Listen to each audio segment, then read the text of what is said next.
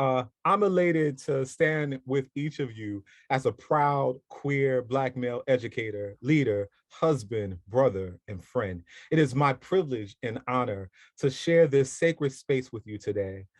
We're here today because the beauty of our lesbian, gay, bisexual, transgender, queer, questioning, intersex, and asexual members of our human family find our light threatened by those who have yet to hold our being in the regard it's due. Today, we're coming together to continue the conversations that we are having in our brave care spaces, our homes, with our confidants, and even the sanctity of our minds and hearts. I'm hopeful that we'll be able to experience curiosity, care, courage, empathy, and cheer as our panel shares anecdotes, insights, and sorrows that clothe their journeys through space and time.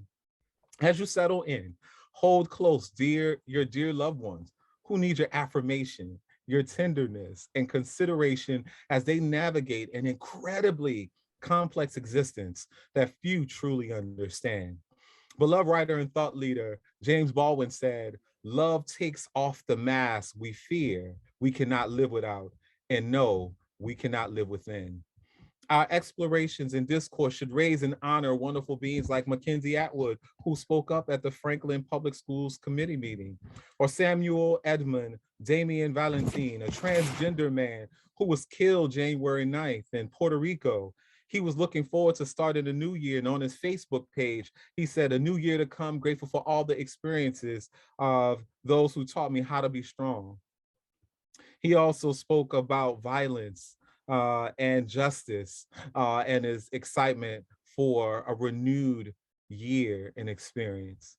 There is Yahira De Alto, 42-year-old transgender woman who was killed May 2nd in Boston, a well-known and beloved transgender advocate for survivors of domestic and sexual violence, and a member of the ballroom community. Yahira was a member of the House of Balenciaga and was a founder of the Berkshire Transgender Day of Remembrance and the Berkshire Pride Festival. She shared on Twitter, "I'm the mother who raised the children whose rainbows sparkled too brightly and birthed their birth moms. I know what gratitude in the eyes of a young person who finally feels seen looks like. And for me, that's enough." Then there was Jordan Burnham, a 17-year-old high school in Philadelphia who survived a ninth floor suicide leap. He was a varsity golfer and baseball pitcher. He was sports anchor on his school's morning news show and called the play-by-play for high school football and basketball games on cable TV.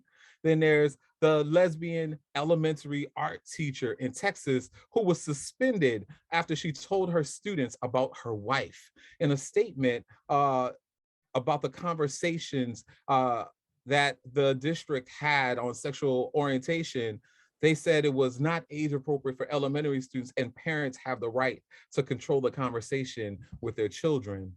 And then there's Victoria Thompson, who taught middle school math and science in South Carolina, an employment at will employee with no employment protections for LGBTQ plus workers. She was reluctant to come out.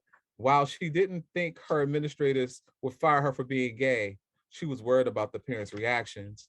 And there's so many more who I could share in admiration or thought today.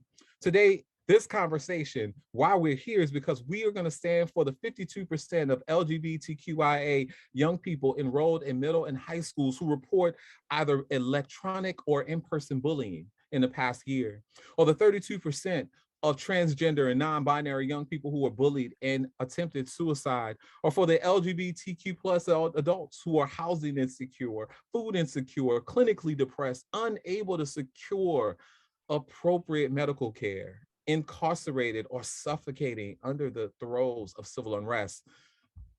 And there's so many more.